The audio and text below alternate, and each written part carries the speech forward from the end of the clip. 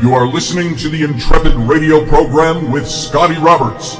Intelligent Talk.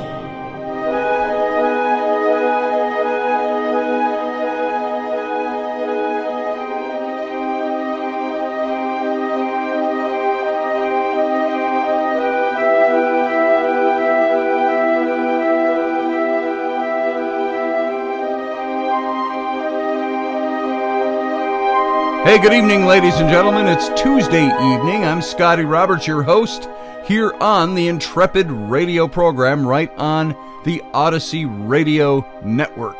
And that's at odysy1.com.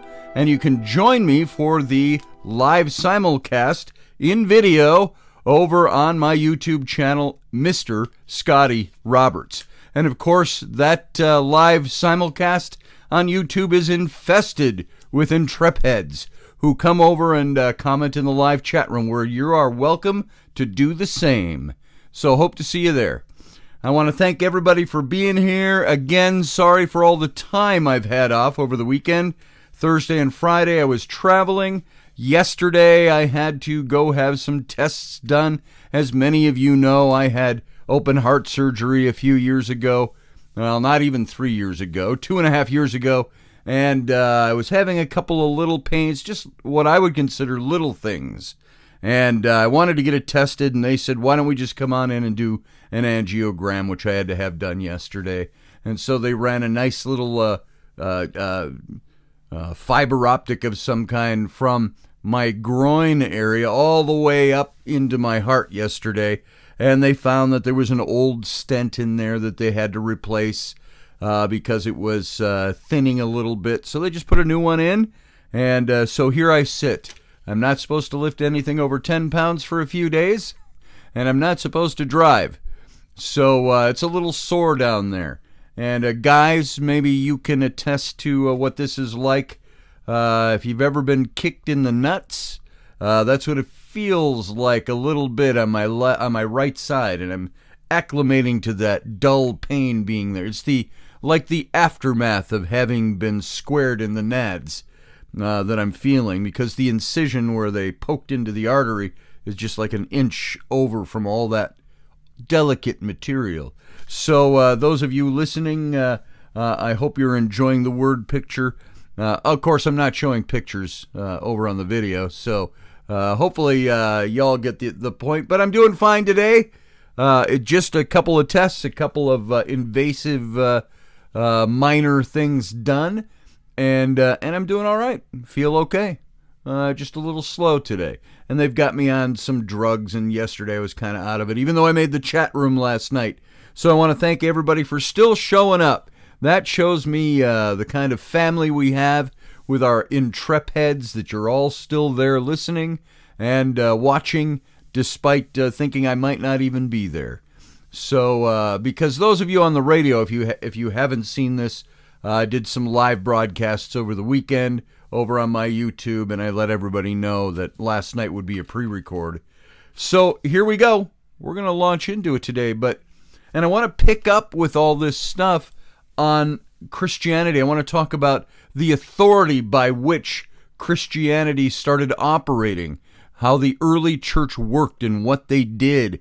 This is in our overview of Christianity, as we're in the much bigger topic of trying to compare Christianity with paganism, which, frankly, when you think about it, was the problem all through the Old Testament, was that God was constantly on the different kings in Israel to tear down the high places, to abolish Baal and Asherah worship, and things like of that nature that went all the way through the Old Testament. And so it still exists today. There are conflicting spiritual points of view. And so is there any compatibility in these? Do we take the one to be absolute truth and the other to be absolute false, or flip that around the other way? But before I get into this, I want to talk about something. Some of you might think this falls into that political category. Now, the only politic in it is that it involves a decision of President Trump's. But I want to ask you your opinion and see what you think, and obviously state mine. on this particular issue.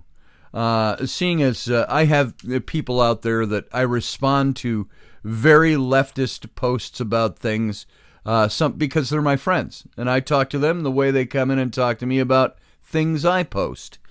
And I get a lot of criticism in there, and I'm being told now that I support war crimes and the killing of civilians because I expressed that I'm okay with President Trump having pardoned Gallagher, the Navy SEAL, and all the controversy that's raised over that. So I wanted to refresh my mind on this case, and I went and I looked up an article and started reading about this in a couple of different places. But the article I settled on, which I thought was pretty neutral, was an article put out by the Navy Times. And it's entitled "A Jekyll and Hyde Portrait Emerges of the SEAL Who's Accused of Murdering an Islamic State Prisoner." Now, this article is from a year ago, and the trial has not been, at this point that it was written, the sentencing had not come down, and the pardon had not taken place, which was just last week, so a week ago or 2 weeks ago. But what I want to do is, I want to ask you some questions about what you think about this, because according to everybody who was there, what happened was that this Navy SEAL, highly decorated, he was Chief Eddie Gallagher, highly decorated Navy SEAL, is fighting murder charges that are tied to the death of an Islamic State operative in Iraq that they had already subdued and was already a prisoner. And it is said that he murdered him. And so I want to start by asking first. Let me preface that by saying the criticism I get for saying I'm okay with President Trump pardoning this guy is because most of the criticism I see comes from people who aren't there. I can't say they haven't all been there at one point. I don't know everybody's background who criticizes, but I will see some of the criticism I hear from people who are against war crimes, as we all should be. But they call it war crimes probably because he was convicted of that. Yet the president found that it was appropriate to pardon him. And I don't think he did this on his own volition. I think he was asked to pardon him by several people. And without getting into all that, I've got to ask you a question. Do you think that there is a difference in perception of what happens out in the field where there are soldiers fighting versus somebody who is opining about it, having not been there, or responding to reports about it? So, as I'm looking at this, there was, as the military prosecutors of Gallagher tell it, Chief Special Warfare Operator Eddie Gallagher is a callous murderer, and he stabbed to death a wounded Islamic State prisoner of war. So he killed an ISIS dude, gunned unwitting civilians with his sniper rifle, bragged about racking up kills, and threatened to intimidate and publicly out SEAL buddies who complained to superiors and investigators about him. Now, what he was going to out them for is the matter at question on that particular issue. But he's basically saying, I'm going to out you if you out me. So this is what was told the prosecutors, and this is the case they were making. But during 2 days of testimony in his Article 32 hearing, his court-martial, Gallagher's criminal defense attorneys painted a very different picture of this highly decorated SEAL. They described him as a battle-hardened hospital corpsman who properly treated a gravely wounded ISIS fighter only to have his reputation smeared by a handful of spiteful SEAL malcontents in the 19-man platoon who griped about his gruff leadership style. Now, Gallagher is a veteran. Get this is the guy. Gallagher is a veteran of 8 overseas and combat deployments. He's facing 14 criminal accounts as of last year. He was facing them, including premeditated murder for allegedly stabbing to death an alleged ISIS fighter Iraqi forces brought for medical care by his SEAL team platoon in Mosul, Iraq. Now, this happened in May of 2017, the actual event.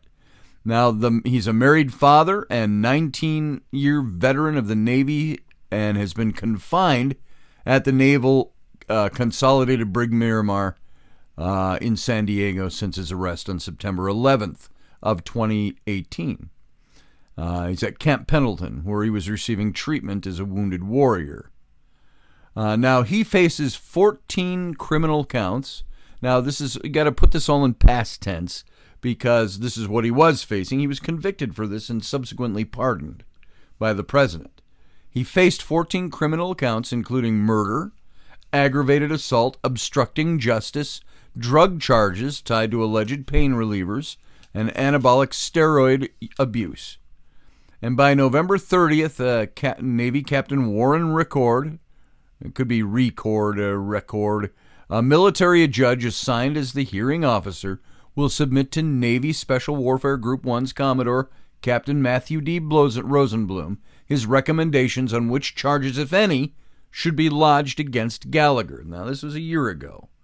So Rosenblum, as the initial convening attorney, authorized the initial charges against Gallagher, and he slapped a gag order on all participants in the legal procedures that controlled how they used the evidence and discussed it with the public in an ongoing probe. And this guy had to decide whether the charges would be dropped, revised, handled non-judicially, or heard at a court-martial. So Gallagher is one of only 2 SEALs with Alpha Platoon charged so far in connection with the ISIS fighter's death. The other is Lieutenant Jake Portier, who wasn't with Gallagher when the man was killed, but is accused of failing to report rumors of the chief's alleged misconduct to superiors in his chain of command. Now, that's what he was being accused of, not reporting about it. Now, and he'd only had been able to report on rumors. So now Portier has proclaimed his innocence and believes he'll be exonerated as the person who brought the war crimes allegations to superiors. Only one person took the stand to testify at Gallagher's hearing, and that was Naval Criminal Investigator Service Special Agent Joe Warpinski. And the defense attorneys sought to cross-examine more than a half a dozen active duty SEALs and a retired special operator, only to be told that they were not available or had invoked their rights against self-incrimination, presumably to get ahead of any potential charges stemming from the investigation.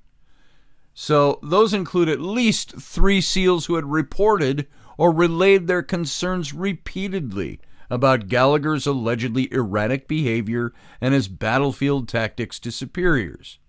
Plus a SEAL Master Chief who allegedly was told about concerns about Gallagher's actions, conduct, and leadership over the course of the deployment to Iraq, according to prosecutors. And the prosecutors successfully argued that their testimony would merely duplicate what Warpinski said in court, and their videotaped and sworn statements already had been entered as evidence.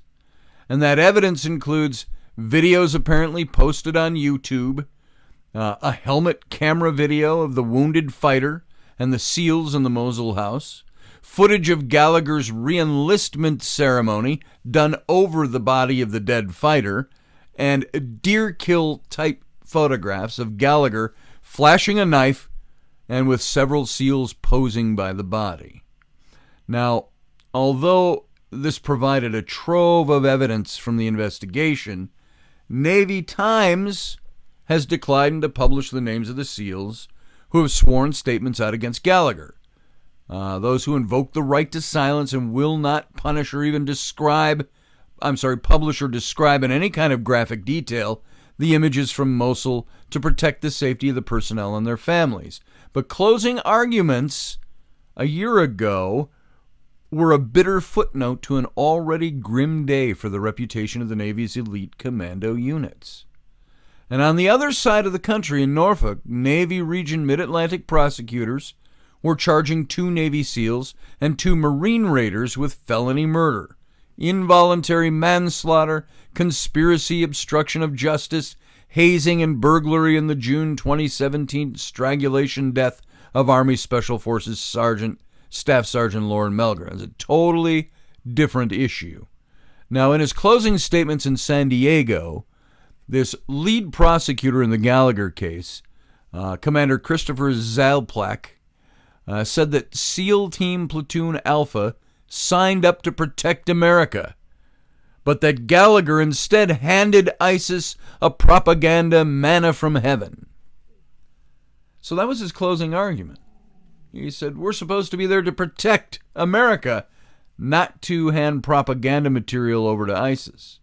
Now, Zalpak, if that's how you pronounce it, Czaplak, Salpak, described the SEAL chief as quick to brag about having more kills than Chris Kyle. If you remember the movie American Sniper, that was about Chris Kyle.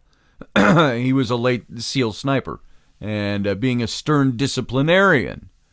And that includes a time, he said, when Gallagher allegedly forced a platoon SEAL to fire a Carl Gustav rocket launcher nearly a dozen times within a 24-hour period. Now, medical researchers have become increasingly concerned about the anti-armor weapon.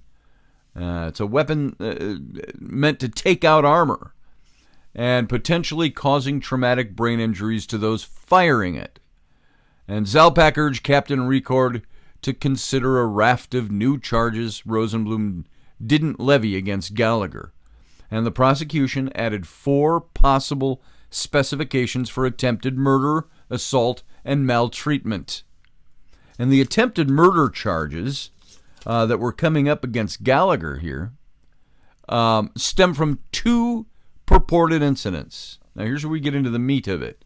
Where Gallagher, manning a sniper rifle atop one of the 2 battle-scarred towers in Mosul, fired the weapon at an elderly man and also at a group of 4 young women.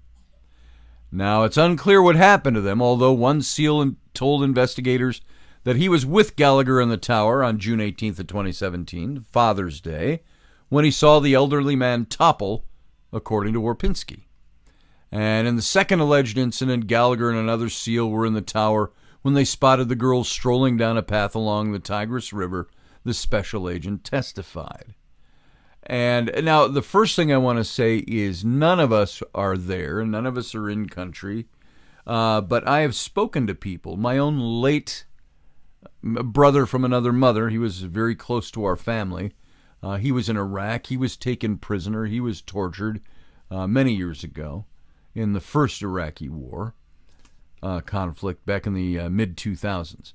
But he would talk about this kind of thing. You never knew when it was groups of women or children or men that were carrying bombs, that were acting against U.S. military. So that, just to throw that in there. We don't know what this incident was about. There was no real proof for it other than verbal testimony from one guy that this is something Gallagher did, was he shot some civilians. And is that a war crime? That's the question that had to be asked. And now that echoed all these accusations. Other SEALs apparently made that Gallagher repeatedly fired his weapons, even into crowds, during the platoon's 2017 deployment. But several SEALs relayed that the chief often missed, due in part to a poorly maintained rifle, and they stopped short of telling Gallagher because he wasn't striking his targets because they thought it was one way to protect the civilians, Warpinski added. Now, they weren't okay with his actions, he said, but they didn't initially tell superiors about Gallagher's alleged misconduct. To Gallagher's legal team, these allegations are completely fictional. Now you're going to see how the 2 sides build up here. Phil Stackhouse, one of the 3 civilian attorneys defending the chief, denied that Gallagher murdered the fighter. A man, he said, appeared to be having breathing problems. Stackhouse criticized the pittance of evidence that's required to go forward to justify probable cause in an Article 32 hearing, and spread at inconsistencies in the statements NCIS investigators recorded from Gallagher's SEALs and several of their superiors. Long after the platoon had already returned home, by the way. Stackhouse pointed to what he believes were the impure motives of Gallagher's accusers, alleging that several SEALs were disgruntled at Gallagher for pulling them back to a rest and reset house and for calling them pussies and cowards for what the chief perceived to be lackluster fighting. And Gallagher was angry at them because they weren't fighting as aggressively, Stackhouse said, so he took them out of the fight. Now Gallagher, dressed in his dress blues, with his gold trident insignia glinting above several rows of ribbons, sat at a table surrounded by his defense team, flanked by brig chasers, and with several supporters seated nearby. And the overwhelming support that he's received from his friends and colleagues is very uplifting to him, Stackhouse said after this hearing. And the sense of betrayal that he feels by those accusing SEALs was very crushing. Now, this story reveals a man who was accused of doing something, but also the other side, which lacked a lot of evidence other than what some people said they saw happen. It was also said that the Iraqi soldier he supposedly stabbed to death in post-mortem examination had no knife wounds on him. So the date was disputed. There was a journalist embedded with the Iraqi unit that said some of these things. Several SEALs told investigators that Gallagher had asked if the fighter was Iraqi. When told he was ISIS, Gallagher said, "Nobody touches him. He's mine," Warpinski said. Inside, the SEAL medics began to render aid, and Gallagher stooped over the ISIS fighter and began slicing through the pants. What they're doing is slicing off the clothes to treat his wounds. Gallagher is there to help treat his wounds. Portions of the scene were digitally recorded, but what happened next is highly disputed. Prosecutors say that Gallagher stabbed the ISIS fighter in the lower neck and chest, right here, and wounds that killed him. These are testimony from two SEALs. And one SEAL told investigators he was in complete disbelief and kept monitoring the young man until the individual stopped breathing. Another SEAL, a chief, said the investigators couldn't believe what had happened. But when what they found is that also Gallagher was treating many wounds this ISIS fighter had caused by shrapnel all over his body. But again, they could not find knife wounds or evidence of any knife wounds. So NCI agents recovered a knife from Gallagher. They had also searched his operator cage as well as his office space at home, but it's unclear if it's the same knife allegedly used that day. This is not a case about Gallagher killing an ISIS prisoner, said a prosecutor. This is a case about Gallagher killing a prisoner whose wounds were being treated by his fellow SEALs. And on it goes. And of course, he was eventually convicted of this, and Trump pardoned him because Trump believed, and those who brought it to Trump believed, that Gallagher was innocent of these charges. And the question I want to ask you in the remaining minute we have here in this segment is, what do you think about a soldier who perhaps killed somebody in this manner while they're fighting? Then what happens if that guy is taken prisoner and they're treating his wounds? What if he did kill him? Is this a war crime? How do you balance this out against what soldiers in field, in country, are going to tell you about situations like this? So there is the nuts and bolts of it. I didn't want to stretch it over into the second segment because I wanted to get more into our talk about Christopaganism. But we're out of time on this topic. So I'm just going to ask you in the chat room, what do you think of this? Those of you out there listening audibly, what do you think? You can come on over to the chat room. You can express your opinions in the second half. Those of you there, what are your thoughts on this? Was there a war crime, or is this a case of, because we put these soldiers there to stand in the gap and defend us, they make these calls sometimes. But we're not there. We're not the ones fighting. Did he lapse from a fighting mode to a mode where he's supposed to show the humanitarian efforts of the United States by helping save the guy's life and then killed him in that process? There's the big question. Now, President Trump has pardoned this man, and he said he will not lose his Navy SEAL trident in the process. What are your thoughts? And now I got to go out for 2 minutes because I'm almost running over. Sit tight. We'll be right back.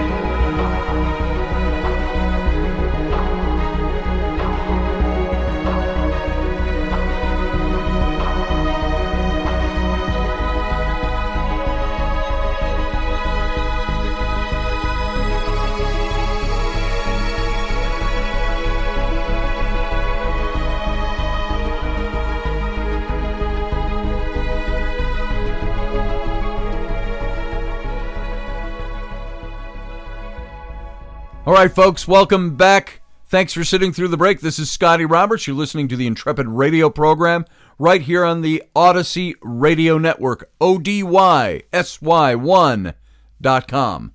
Or you can come on over to my YouTube channel, watch the video simulcast, join the live chat room with the other Intrepids at youtube.com/Mr. Scotty Roberts. Now, as I've said before, I have hundreds of thousands of research and study over the last 45 years of my life. I have a high school diploma, and I have 3 years of college, from which I dropped out with no degree, and 2 years of seminary toward my master's degree without a degree, and also dropping out. So I'm basically come to you with my research, my know-how, my abilities, all without any letters behind my name. But I'm going to tell you, you can do the same. You don't necessarily have to have letters behind your name to find good research and good study.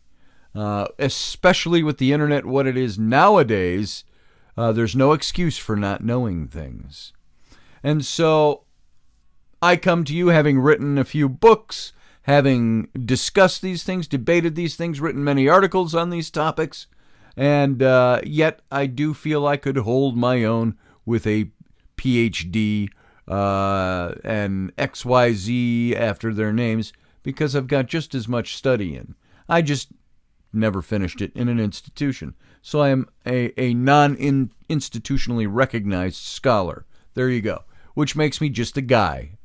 Rogue historian, rogue theologian, whatever you want to call it. So that's what I bring to the table.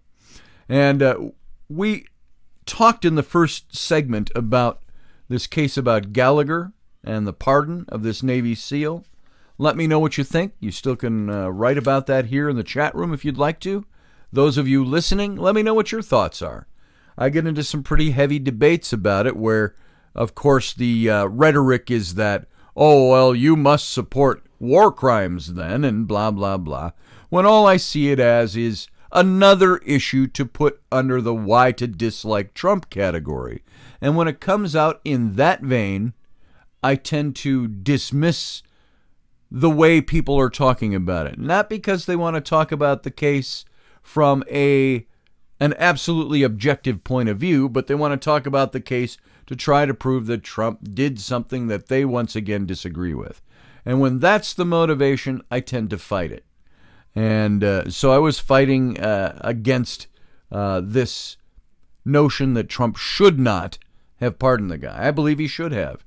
And because I support the men who are actually in the field doing things. Now, does that mean atrocities don't happen out there? No. And we know about it. We know about them from one of our more recent wars, the Vietnam War, how there were so many atrocities that were committed by guys. So things do happen. The question is that what it was in this case? Express your opinion. Let me know what you think. And now I want to move into the topic we've been talking about for 2 weeks. And I want to go on and really dig into a little bit more this whole idea of an overview of the Christian church. And the reason I'm doing this, and it's an overview, by the way, of the early Christian church, is what I'm looking at. Because I want to look at the roots of where it began and why it became what it became. And sometimes the answers you come up with or conclusions that you can draw are very different from what the teachings are and the things you're supposed to be believing on a faith basis. So we talked yesterday about the divinity of Jesus. And was he really God? I can't say for sure. I don't think any of us can. What we can find out for sure is that the divinity of Jesus wasn't something that was taught for the first between 2nd and 3rd centuries after the death of Jesus. Prior to that, his divinity was not something that was even taught. And it was an evolution of trying to decide, did he equate to Sophia, which was the goddess? Was there a goddess? All of these things that built up to this. And so you have to ask your questions on the divinity of Jesus. Was he an historical figure? Yeah, I believe he was. There are some who believe he didn't exist at all. I believe he existed. The question that comes is, did he exist in that theological form that we like to place on him? Was he a Christophany, a pre-incarnate, or an incarnate, version of God? Excuse me. No cough button. And is that what he was? And in history, he later became the divine, God himself. But it didn't come for a couple of 100 years more after his death, as his followers attributed these things to him. And so there's the big question we ask. And that's where we left off yesterday. Hope you're satisfied with where I took you on that. I tend to think, and I'm still guarded about it. And you know why I'm guarded about it? It's because I believed these things for so long. And it's really tough sometimes to go against the things that you said you believed your whole life when it looks like that might not be the case. So you ask yourself, you find out, is it really Satan?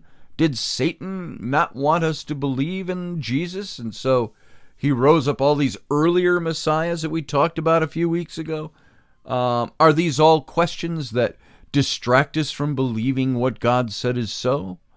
Or is that just what his followers wanted us to believe? And that's where I would step in and say, if God is who God says he is in the Bible, God would be able to clear that up for us in a heartbeat. But doesn't. So there's the question. Now let's move on from that topic. Let's move into, in this overview of Christianity, the authority in the early church. Now the resurrection of Jesus is often considered this pivotal event in the Christian faith. Yet initially, there was no uniformity of belief in it. Now, that's the pivotal event. If Jesus had not risen from the dead, there would be no divine power to impart salvation. It wasn't just the death on the cross. It was the descending into hell or Hades and the coming back up, the rising up, conquering over death, that provided salvific qualities. So if that didn't happen, there wouldn't be salvation. You couldn't be born again, as the church says. And there's no uniformity of belief about this. The gospel accounts themselves aren't even clear what to make of the resurrection. Did Jesus really rise in the flesh? Or was his rising more metaphorical, more spiritual? Some biblical stories put Jesus in the flesh, rising, and he was there physically in the flesh. Put your fingers, he says to Thomas, into the holes in my side and my hands. And but Luke and Mark say he appeared in another form, quote unquote, not a physical body. That's in Mark 16:12 and Luke 24:13 through 22. You go look up those passages and you'll see in the Gospels of Mark and Luke. So while some stories portray the resurrection of Jesus as a literal thing that actually happened, others suggest a different view. And none of the Q material that we've been talking about, these earlier documents on which we build things, as collection of, mention a resurrection. Church officials also held up differing opinions. And in the 2nd century, Bishop Irenaeus taught that Jesus was not crucified or resurrected at all, and that he lived to be an old man, that this teaching was received directly from St. John, and that many church fathers believe this to be true. What do you believe if you grew up in Christianity? Was Jesus divine? And also, did he die on the cross? Was he buried? Was he resurrected? Did these things happen? What's known for sure is that the Gospels describe a resurrection and state that certain disciples claim that it occurred, and that Peter, therefore, took charge of the group as its leader. Now, Peter and the remaining 11 apostles, they adopted the position that their witnessing of the resurrection and the risen Jesus conferred authority unto them to govern the church. While the Gospels state that other witnesses also, that others also witnessed the resurrection, by the 2nd century, Orthodox churches claim that that authority to govern was conferred only on Peter and the 11 apostles. And Luke, written by Orthodox writers during the period of the debate on this issue, confirms the position of the Orthodox Church that only the 11 apostles or disciples and Peter count as official witnesses. That's in Luke 24, verse 48. This is why Paul, the apostle, quote unquote, was not an apostle, because he did not have first-hand witness of these things. Now, Pagel's commentator, Pagels, notes that the theory that authority be given only to the male apostles who experienced the resurrection carried enormous implications for the structure of the early church community. And this position limited power to a small group who were also the only ones who could appoint their successors. And while this position was certainly favored by the Orthodox priests and bishops of the first 2 centuries, not everybody liked that idea, and not everybody agreed with it. Only this small group of people could claim that authority and could appoint successors. The Gnostics, for example, they believed that the resurrection was not a past event, but one that happens every day, making it metaphoric, something that happens in the heart every day, this resurrection. And when the apostles and the others saw, quote unquote, saw Jesus, they were simply experiencing him in a new way. Now, I have a problem with that kind of explaining away of things. Oh, when they said they saw him, if somebody said, I saw him at the tomb, was that just a different way of experiencing Jesus? Or did that really happen to them? Was that their story and they're sticking to it? So I don't buy those types of brushing away of personal accounts. But they experienced Jesus in that moment as a spiritual reality that transcended physical life, is what this says. And it's a reality that could be experienced anywhere and everywhere, is what these detractors of those accounts have to say.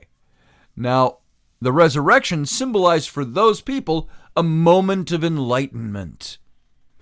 It was a migration into newness that everyone can experience right now, and several of the writings circulated among early Christians contained accounts of people encountering the risen Jesus in this manner.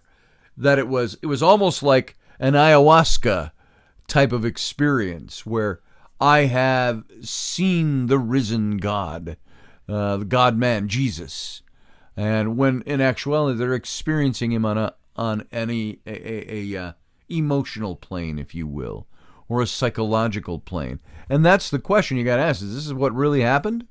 These people who are saying they saw him rise from the dead, the women at the tomb, did they not see him? Did they not experience him? They were supposedly going to anoint the dead body when they got there, and the angels were there, and the tomb had already been cracked open, and they said, he's gone, he's risen.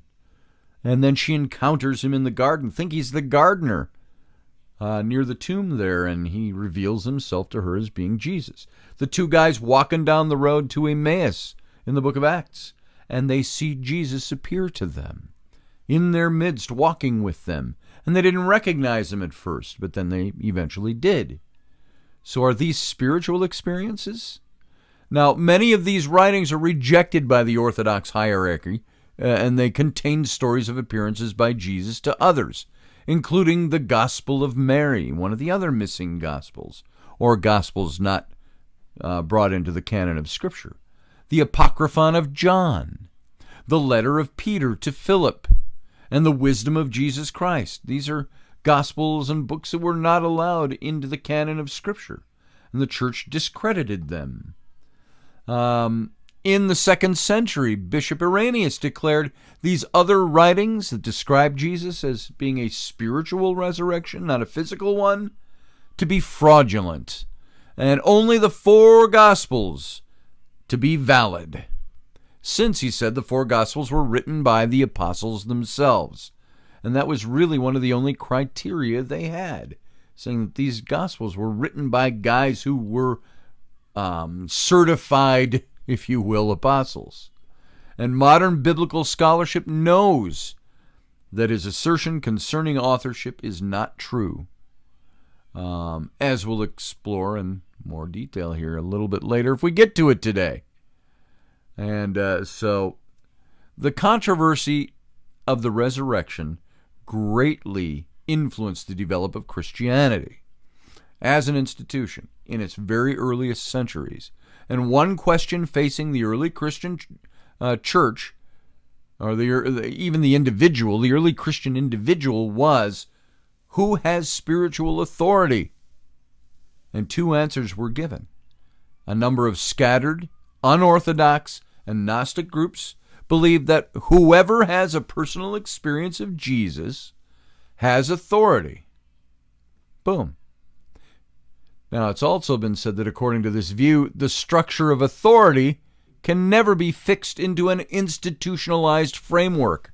It must remain spontaneous, charismatic, and open. That's what some of these people believed. Now, the second answer was given by the developing orthodoxy, which developed into the church, capital C, the universal, which became the Roman Catholic Church. And it stated that the apostles' testimony is more trustworthy than one's own experience, and that priests and bishops are the only persons who have authority to succeed the apostles.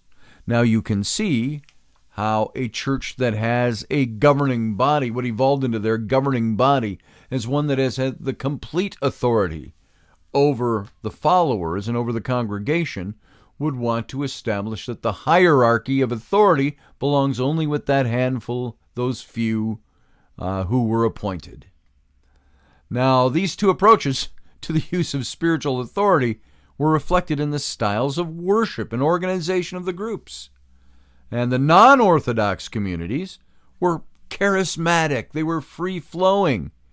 And when the Gnostics met, they would draw lots, and one person took the role of the priest. Another offered bread and wine. Another read scripture, and another offered instruction. And this resulted in a very different style of worship and church structure than that experienced in the Orthodox Church, which had a very distinct group playing that defined the roles: the pastor, the clergy, the men of the cloth, the priests, bishops, the deacons. They all had authority, and the laity had none. The congregation had no authority whatsoever. And the Gnostics refused to recognize those distinctions. And since they chose roles each time they met, they never established permanent ranks of power, as did the Orthodox Church. And this is where you had, I think, the beginnings of the controlling the mindset of the masses through the church. This was a way that maybe some of these priests and bishops and so on were actually guys who never made it into governmental power, ruling power, but they were able to experience this and express it in a church setting. Somebody always wants to be the boss, and the Orthodox Church established their hierarchy as the boss of faith, while the Gnostic Church chose the opposite path. Nobody's the boss. God rules in everybody's hearts. So furthermore, the non-Orthodox groups shared power, oh my God, with women. Women could be part of the hierarchy. Women were allowed to engage in priestly functions and teaching, while the Orthodox allowed no priestly, prophetic, or episcopal roles to be played by females. And this was a remarkable development, considering that it's in its earliest years, the Jesus movement, those that were believers and followed him, were quite open to women. And there were so many women involved in the ministry of Jesus when he was alive. Even the woman that is said by some to have been his own wife, Mary Magdalene, was the one that Jesus left behind as the great teacher, Mariamne. And so this was a remarkable development at the time. And what was interesting was because they were open to women, and Jesus himself openly violated Jewish conventions concerning women, Jesus taught that so-called feminine virtues such as compassion, gentleness, turning the other cheek, loving one's enemies, that these should all be given primacy. That time and time again, we find that Jesus was preaching the gospel of a partnership society. And such a society included the involvement of women at all levels. Within 10 to 20 years after Jesus' death, women held leadership positions in the churches.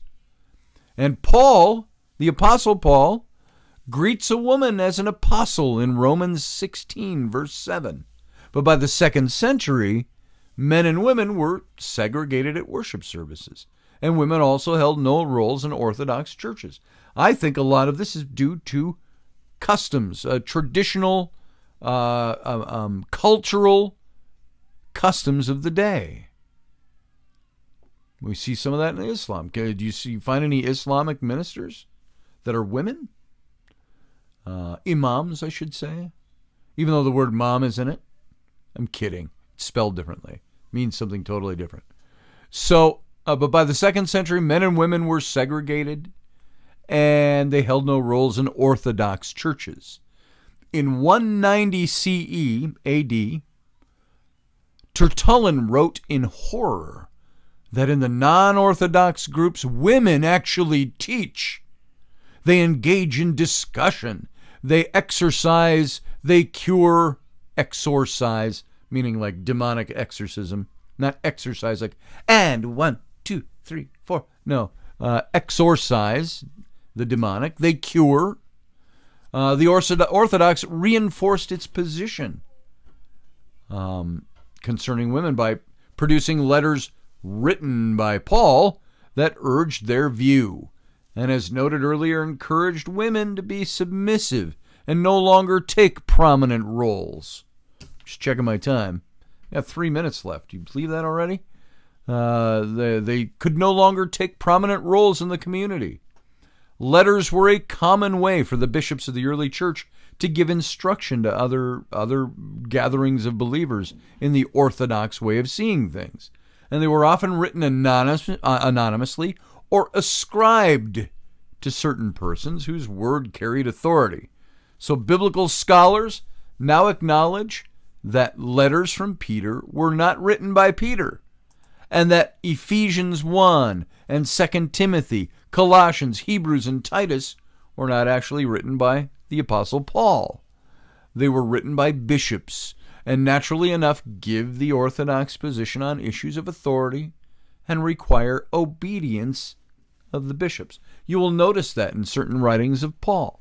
While we may question whether Paul usurped Christianity, hijacked it, and did his own thing for the Herodians, which I think is a very going idea that's been around for hundreds of years, that he was not an apostle, that he was at odds with Peter.